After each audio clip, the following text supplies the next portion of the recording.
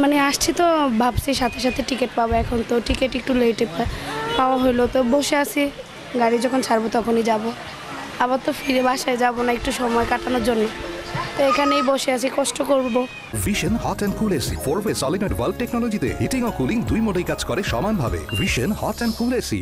কুমিল্লা থেকে ঢাকামুখী আজকে যাত্রী বেশি হওয়ার কারণ হচ্ছে আগামী দিন সরকারি অফিস খোলা, আজকে বেসরকারি অফিসগুলো খোলা, যার কারণে যাত্রীর একটু চাপ বেশি।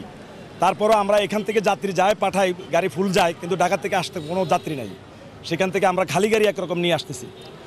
তারপরেও রাস্তায় বিশেষ একটা আজকে দিন, ওই যে নাঙ্গলগঞ্জে সান, এই সানের কারণে রাস্তায় ট্রাফিক জ্যাম আছে 1 থেকে 2 ঘন্টা পর্যন্ত।